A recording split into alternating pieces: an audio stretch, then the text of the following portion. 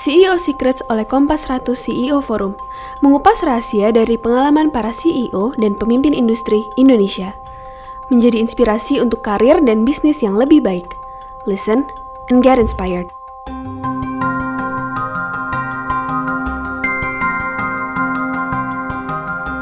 Halo, kembali lagi di CEO Secrets bersama saya Christopher Tobing. Dan hari ini CEO Secrets hari ini akan menggunakan bahasa Inggris karena at the moment we have a very special guest, the CEO of Unilever Indonesia, Pak Hemant Bakshi. Terima kasih, Pak.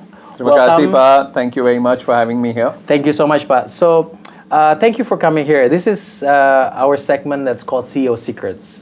It's the idea is for you as a CEO. I know you've been in the industry for a very long time, and I think there will be a lot of secrets that you can share with the audience here. Before we start, Pak, what's your story, Pak? What's your story? I mean, we know now you're the chairman of Unilever Indonesia, but how did you get here? How did you start?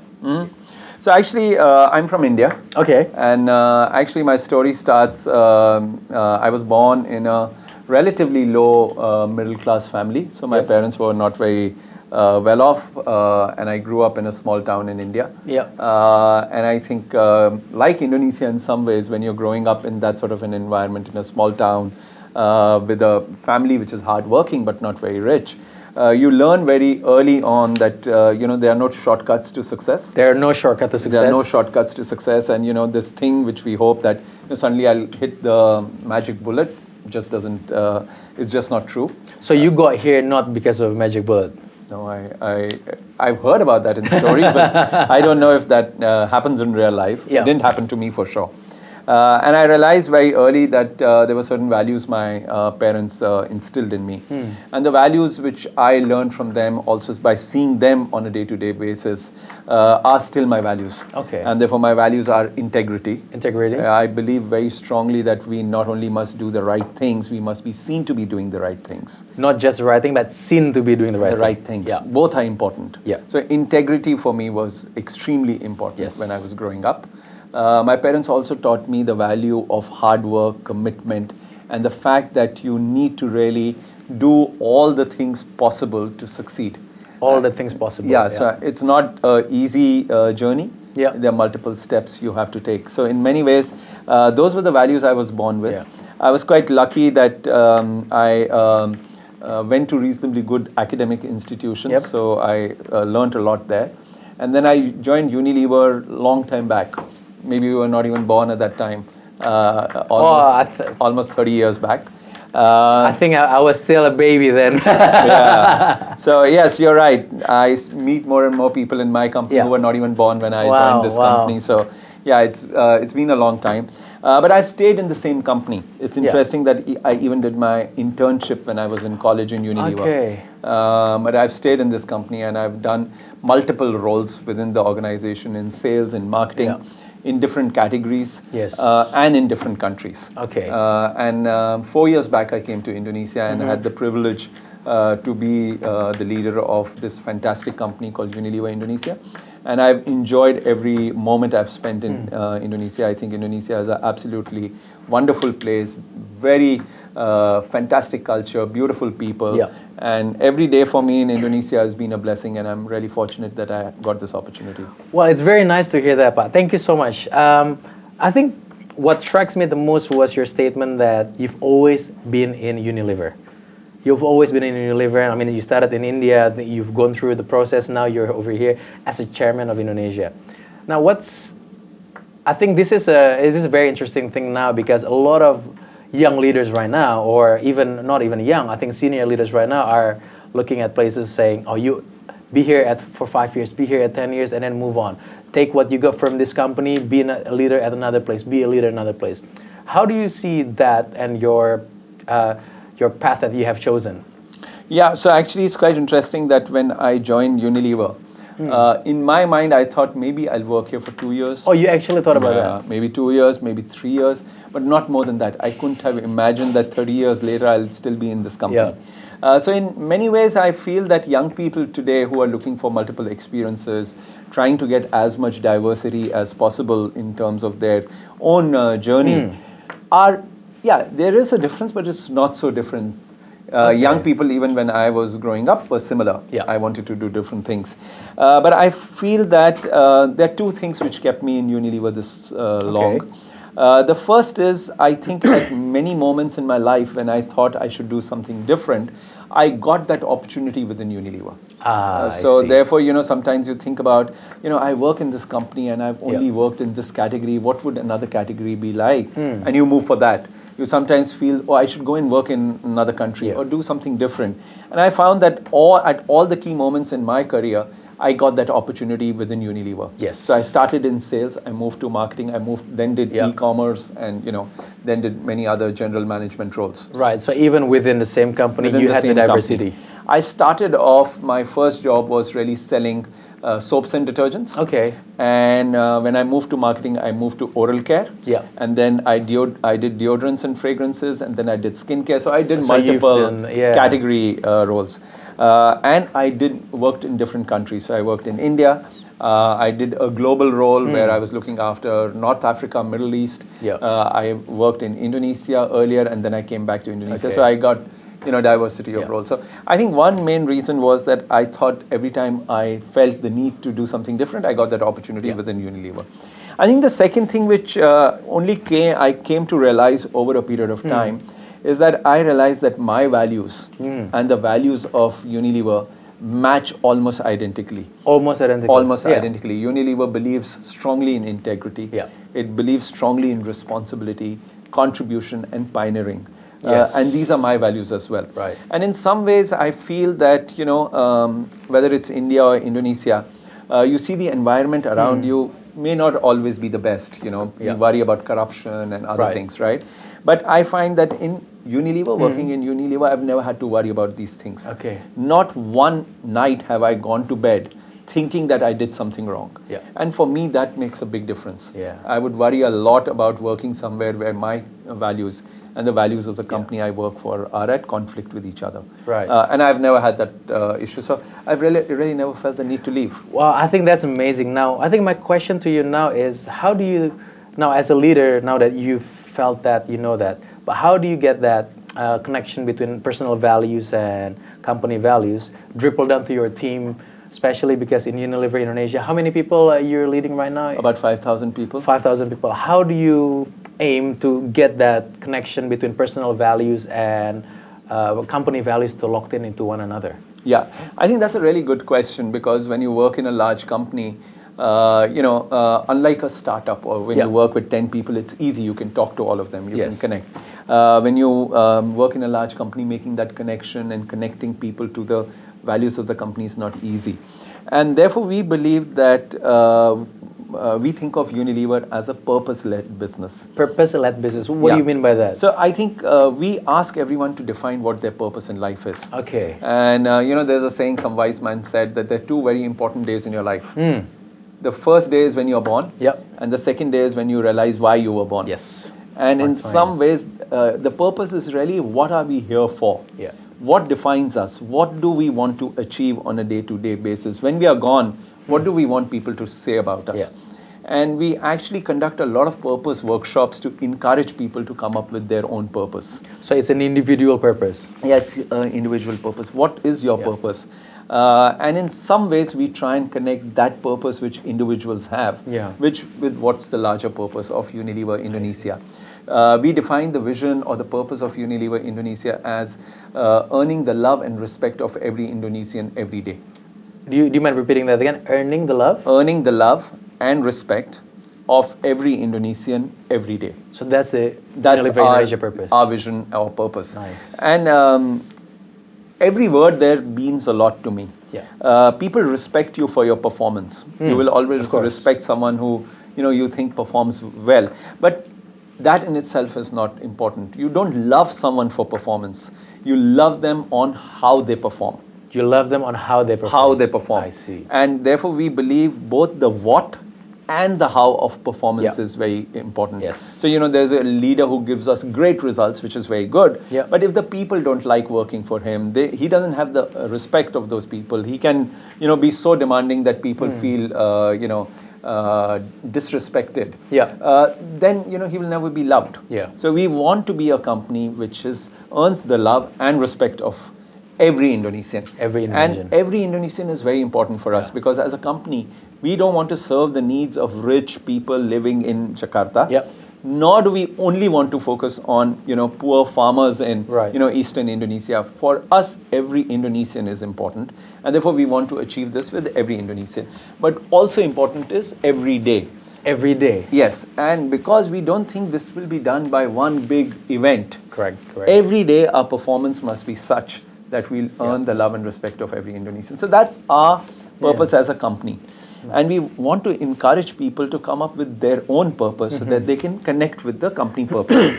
And therefore, to just continue on the purpose journey, Sure. I would like to share my purpose with you. Please. And my purpose is, and it's evolved over a period of time, is I want people to achieve things which they don't think they're capable of. Ah, I see. You want people to achieve things they don't think they're They capable. personally don't think they're Okay, capable of. okay. And I find that, it's quite interesting that if you look at sports, Yeah. very often there are athletes who think they can only go to a certain level. Yeah. And then they have coaches and mentors who believe in them, Yeah. who can, get them to do even more than what Right. they are capable of. Yes. And I believe my role, more than anything else, my contribution to people around me can be to see the potential in them and get them to realize it sometimes when they don't see it themselves. Yeah. That's my purpose as a person who works And in that fits Unilever. really well with- And that really fits well with Unilever Indonesia's purpose. And I think similarly we want to encourage all our people to have their personal purpose and then connect it with Unilever Indonesia's purpose. Yeah. And there will be some people, and that's absolutely fine, whose purpose might mean that they have to do something else. And they may not find it in Unilever Indonesia, but that's fine. Yeah. As long as they can achieve their purpose wherever it might be. Yeah. So therefore, purpose to us is the glue which Okay. connects our employees with the company. Yeah. And that really, in some ways, is how we try and achieve a larger, purpose-led journey Right. which this company is and on. create the sustainability that Yeah. is going to come. Please, bud. Yeah. And I think this is something curious that comes up to me when you say sometimes there are people that doesn't fit with the purpose. Have you ever made any hard decision based on purpose about people here?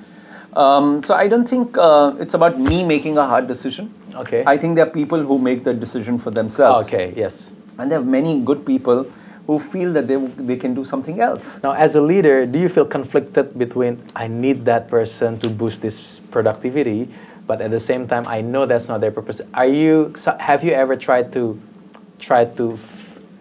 get them to fit in by something else, or how do you balance that as a leader? My own view is that when people discover their own purpose, and if that purpose is not met within Unilever, holding them back will be unproductive for us as a company and unproductive for them. Yes. And I have had experiences like, some of our very young, talented ladies, you have a baby. Yeah. And you suddenly find that, 2-3 years, when the child is 2-3 years old, rather than work for, 7-8 hours, they would rather spend the time with the child. And if their purpose is to bring up a really great human being and they feel that to spend more time with the child is the right way to do it, we will find ways of helping them do both. Okay. But if they then make the choice of saying, no, I'd rather do, one thing or the other, fine, that's good for them. Yeah.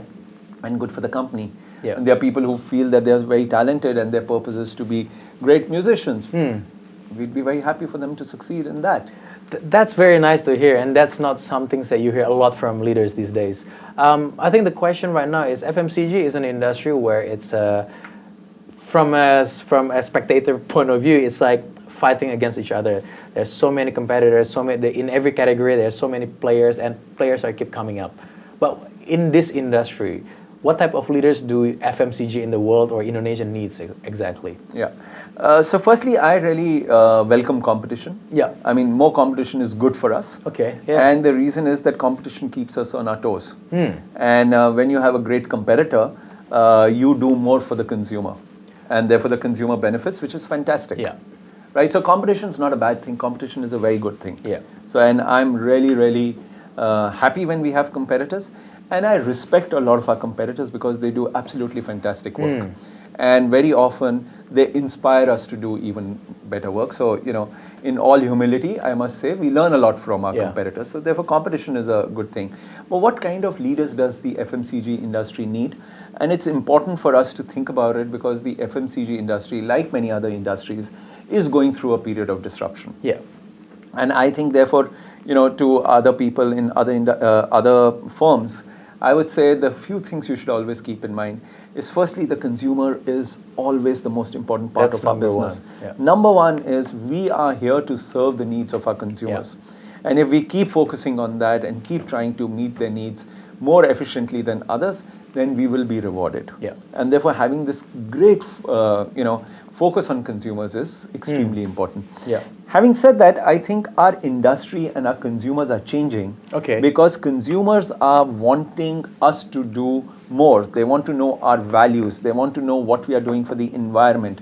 They want to know how our brands serve serve something good and create something good in the world. So therefore, making sure our brands are purpose-led, our brands are sustainable, our practices are sustainable is very important. So not just the people are purpose-driven or the company, but the brands are also purpose-led. Brands must have a point of view on society, and it must be something which we can do which will have a positive impact. So therefore, purpose and sustainability is extremely important. And that would be my second point to them. And the third, I feel, is that we have to really innovate. Innovate, because I think our practices in the past made us successful, but the same practices will not make us successful in the future. So we have to question the status quo. We have to find new ways of doing things. So in some ways, I would say those would be the three things I would encourage the other people in the FMCG industry to do, which is focus on the consumer, make sure we have purpose and sustainability built into our brands, and finally we find innovative ways of doing things. So that would be my overall advice. But also I have an advice for maybe people who lead companies. And my advice there is that building talent. Build talents. And making sure we create leaders for the future must be our primary goal. The main role of the people who lead the company must be to create an environment which builds more leaders for the future.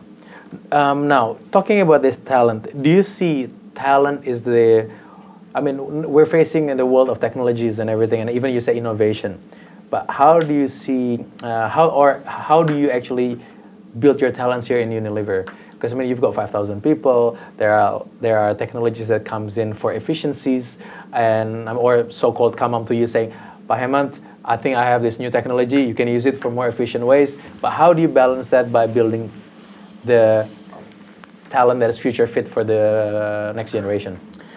So I personally feel that the future of work will be very different from the past of work. I think in the future people will work very differently from the way they work today. And automation and other areas where we believe there could be reduction in roles will enable us to do better quality work. So I think on talent, my first thing is that we have to be willing to embrace change and actually use change to move forward rather than resist change. I find a lot of people, and age is not a criteria, I find some young people resistant to change, and I also find sometimes old people are very willing to embrace change. I think it's a mindset, it's a growth mindset. So it's not an age, it's not millennials, Gen Y, I don't Gen think X. it's age linked, it is a mindset issue. There are some people who almost welcome change. They understand change is inevitable, and they really see how can I ride the wave. And when people do that, they will prosper. On the other hand, there are people who resist change and they keep struggling. So that's, to my mind, mindset is more important than anything else. Do you have tips for leaders out there, or even how do you put this more and more mindsets to the people within the team?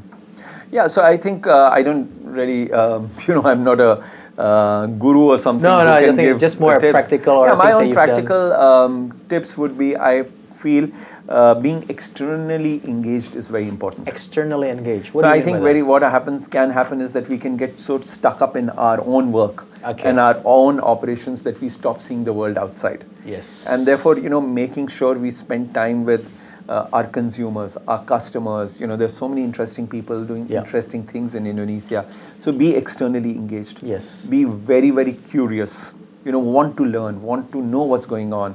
Be on a lifelong learning, path, and see how you can inspire and encourage other people in your company to also do those things. Nice. I think if you keep doing Yeah. those things, you create a company which is future fit, which is Yes. forward looking, and is open to ideas. Yeah, thank you, Pa. I think that's really put an answer to that question.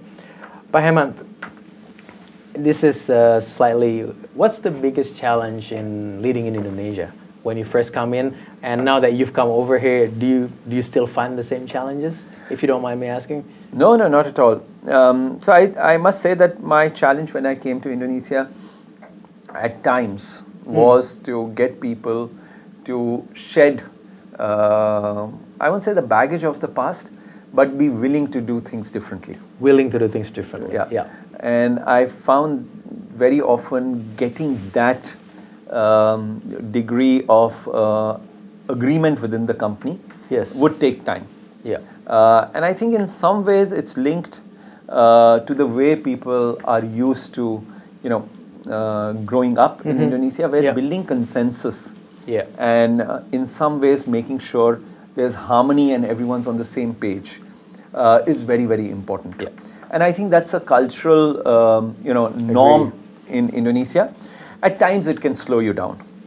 Yeah. And I think my own learning has been that change in Indonesia takes time, but when it happens, it's more sustainable. It's more sustainable. Yeah, because- What do you mean by that? Yeah, so I think if I contrast it to other cultures, sometimes, there are people who say even if you 80% agree, you commit 100%. Yeah.